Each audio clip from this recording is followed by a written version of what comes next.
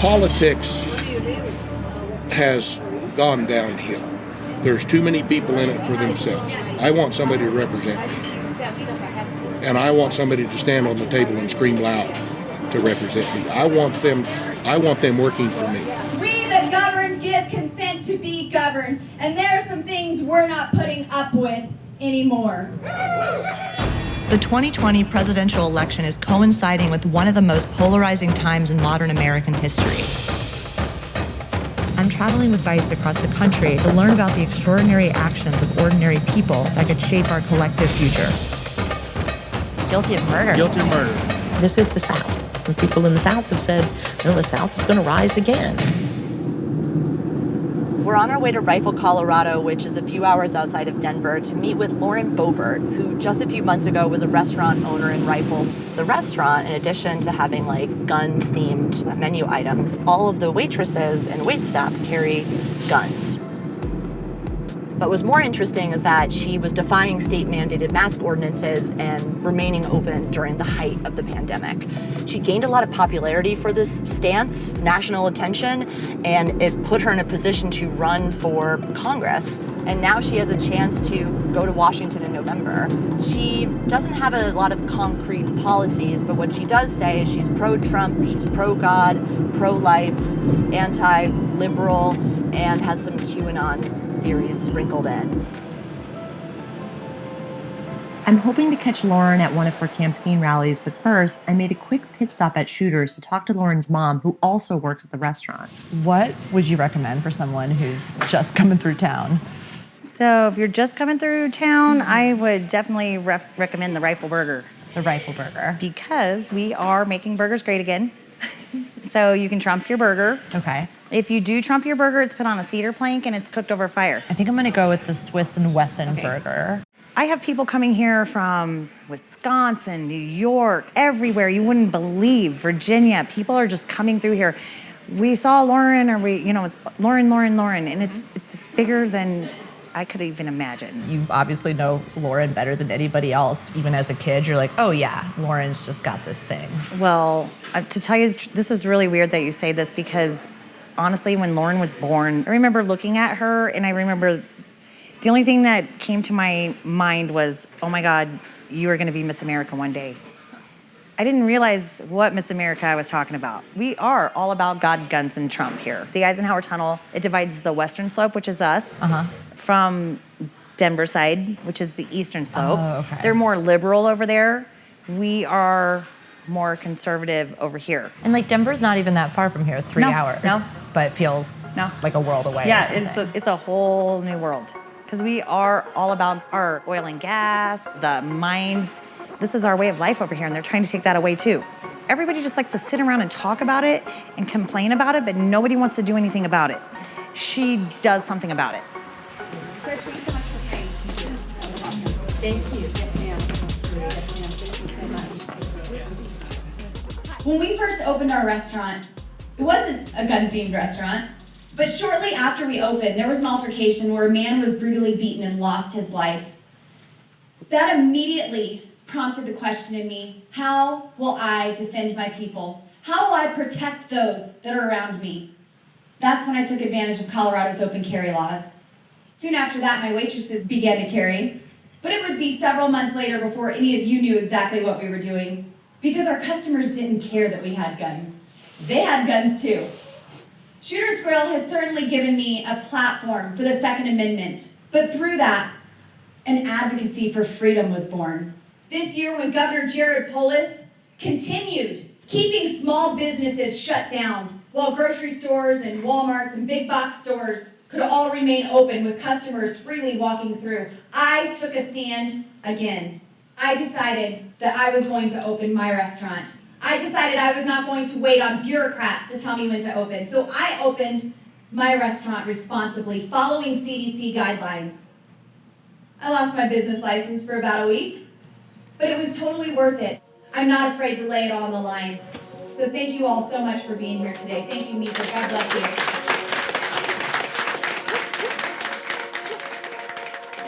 Like, I have never voted, but she makes me want to vote. You've never voted before? No, I've never voted. I just want her to stop people from telling us what to do. Not having to wear a mask. Like, I'll wash my hands, I'll keep my distance, but for someone to tell me what to wear. Did it affect your job and your work? Oh, yeah, absolutely.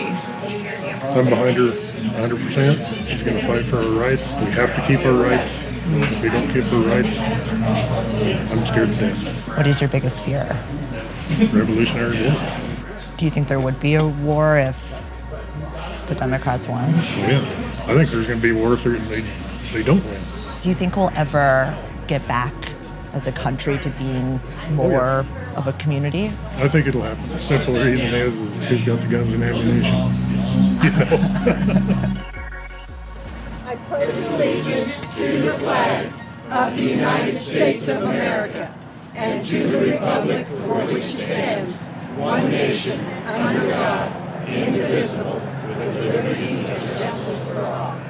You know, I know the virus is very real for us out there, and I don't want to minimize it whatsoever, but I'm very proud of the fact that our community has come together in this time, and we do have low numbers, and I hope we keep it at low numbers.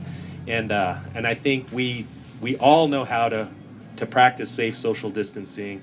We encourage one another to stay healthy and be cognizant of those around you. Now, I lived very dependent on government. I don't trust government policies too much because I've lived suppressed under them. And I learned at a very young age that I could do a better job taking care of myself than government ever could. I signed up to be in the way. I signed up to be in the way of overreaching government. I'm okay with being the defender between you and their heavy-handed policies that will destroy your way of life. I'll tell you right now, I am the American dream. My opponent also has an ad where she proudly brags that she's endorsed by Planned Parenthood. As your congresswoman, I will always stand for life. With the power of the purse, I will always tell Planned Parenthood to go fund themselves. This is the land of opportunity, and we need to renew the American dream. I need you to speak the message that's in your heart to people all around you. Don't wait. So what does this area need right now? We'd like to be able to keep our energy. Every person in Moffat County, I would say, is affected by one of these closures, whether they work there Or not. So this closed because of policies that said this is bad. Green energy. green energy. What they're calling for is basically an impossibility. It will not work. If they get done what they say they're going to do, they will destroy not only the country, but the planet to dig up all the crap they need to do it with. Politics has gone from serving the people to self-serving. They are serving themselves first, not the people that pay their wages. We need to make a change. Our system is broke. I think in my travels, that's a pretty consistent thought, no matter where you stand, that the system is broken, right? From all sides.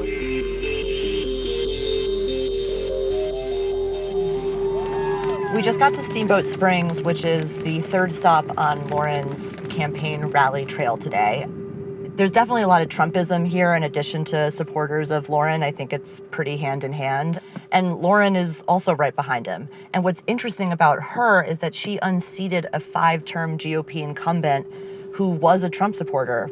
So it's not just voters who are upset with Democrats, they're upset with Republicans in power too. The number one person helping make sure that Colorado's votes were loyal to Colorado right here, Lauren Boebert, ladies and gentlemen.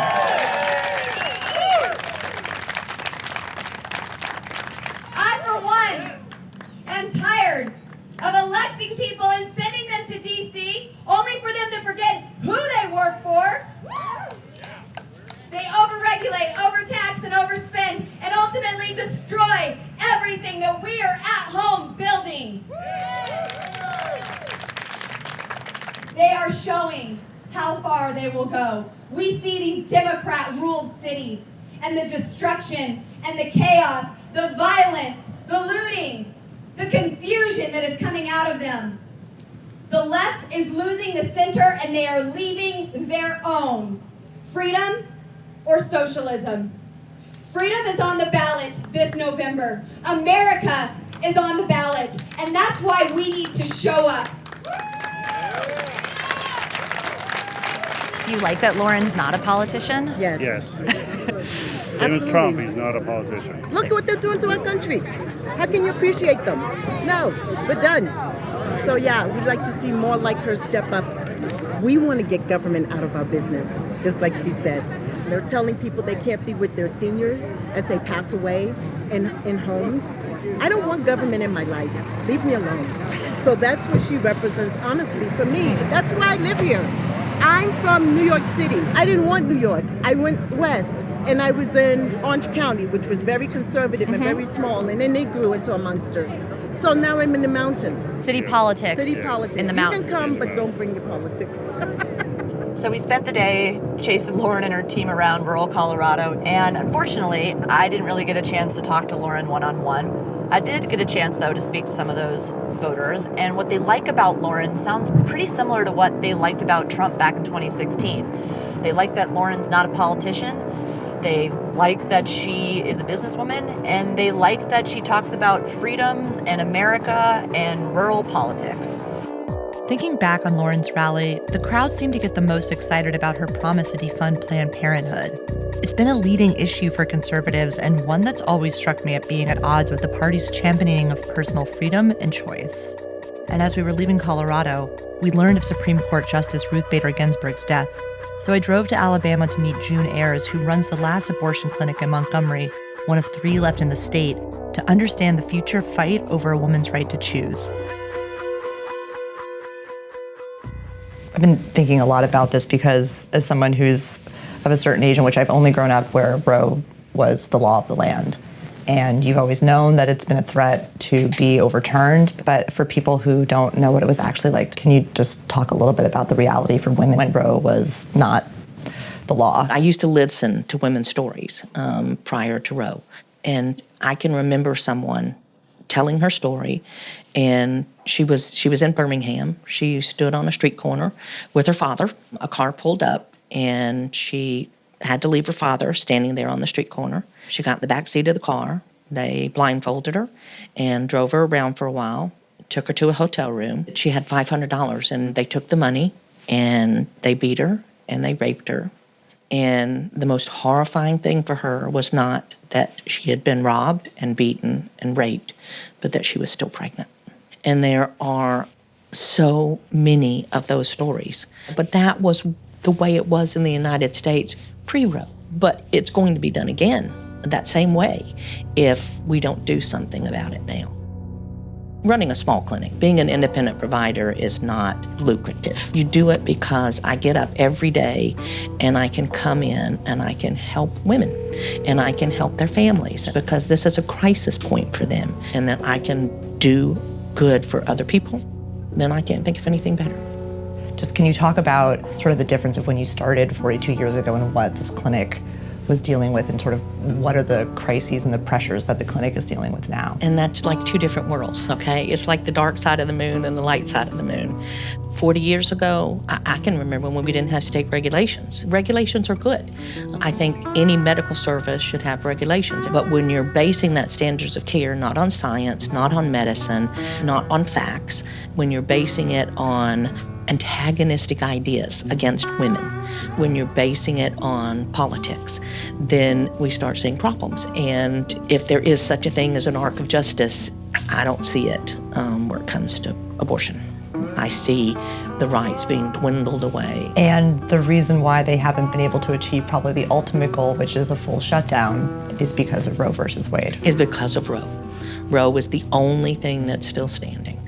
And if Roe goes, then the right to an abortion goes, birth control goes. Those women are going to be forced into an illegal abortion or forced into a pregnancy that they weren't ready for in the first place. In the middle of a pandemic, when in the middle of people losing their jobs and their health insurance and their unemployment and so forth, for all the times for Roe to be overturned, this is absolutely the worst. If Roe is ultimately overturned, 1/3 of women of reproductive age in America could lose the ability to access abortion in their state. But even now, more than 20 states have passed legislation to limit access with hard-to-meet mandates for doctors, patients, and clinics. On top of that, many women face social stigma and even direct threats. Today, about 15 women are going to be coming through June's clinic for their abortion procedure. The people behind me are volunteers who help escort women from their cars into the clinic. They use umbrellas to not only shield the women's faces in order to protect their privacy, but also to help block out some of the noise that you can hear coming from the protesters, which are also behind them. And they do this every single day. And many have been doing it for years and years and have faced verbal abuse as well as violence themselves. The types of aggression that I have seen, it varies from the verbal to physical. The protesters, they like to film the patients and put their business all over social media, whether if it's taking a picture of them, recording them, or taking a picture of their license tags. All of our protesters have cameras that they wear on their body, very similar to police body cams. You don't know that person's story. You don't know why they're here. Nobody deserves to be put on social media without permission. You know, someone's in a domestic violence situation and they're doing this behind their abusive partner's back, you could get that person killed. So that's why we use the umbrellas and other means of blocking their cameras to stop that from happening as much as we can.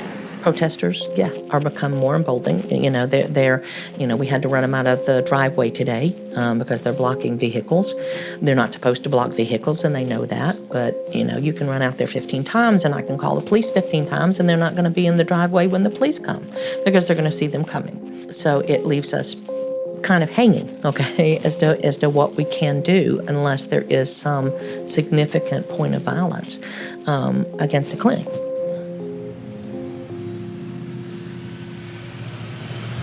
David Day has been protesting outside of June's clinic for years. He's well known by staff and clinic escorts as more aggressive in his tactics than other protesters, verbally confronting women and shouting Bible verses at them as they enter the clinic. It's the worst place in Montgomery, and you see all kinds of terrible things.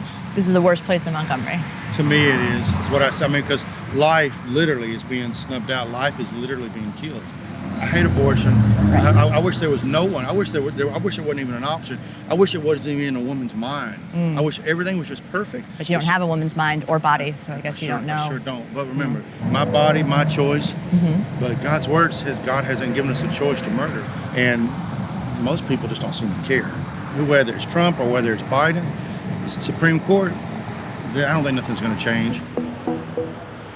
We're at this point, right, where there maybe is a path for Roe versus Wade to be overturned. Do you feel a shift? Are you scared? It's sad that we've gotten to this point, and I don't know exactly what we have to do to fix it, but it absolutely cannot be left up to the states. If it is left up to the states, the whole entire South will go dark. Well, Alabama has an amendment that says the minute Roe falls, you do not have a right to an abortion in the state of Alabama. It's called a trigger law. The very second Roe versus Wade is overturned, abortion will be illegal and punishable by 99 years or death. They passed that the year after Trump got elected, so 2017. Every year, we see a piece of legislation to bring Roe down. And so it's been one try after another after another. The bottom line is to control women. What have you learned from the women that come through these doors who meet you in this moment of sort of desperation? That women are resilient. They're resilient. They know their stories. I remember a story of a little 15-year-old who had been forcibly raped. So she was scared. And so somebody told her that she needed a bucket. And the second thing she needed was a mirror. And she said, and the last thing you need is something sharp. And so she brings up 2 knitting needles, sits on the bucket, and takes the knitting needle and pokes. And the first time she pokes, nothing happens. The next time she pokes and she feels it give, and then she starts bleeding. And 3 days later, she's dead of septicemia. That's what women will do. That's what little girls will do when they're sexually assaulted. I have never forgotten that story. It never fails to bring tears to my eyes. And so, and that's something that people should always remember, is you don't know what goes on in women's minds, and you don't know how desperate they may be, and you don't know what their stories are. I mean, nobody forces anyone to come in an abortion clinic. It's a choice, and women should be allowed to make that choice based on their circumstances, because, as Ginsburg said, it is equality that we're working for between races, between men and women, all sectors of people, okay? And what we're striving for is equality. It is the basis of this nation. Leaving Montgomery, I'm trying to make sense of what liberty's citizens value most. The people I've been spending time with want more personal freedom and are tired of a broken system, but clearly have times when they see the benefits of the government stepping in. So when should people decide what's best for their own future, and when should the government intervene?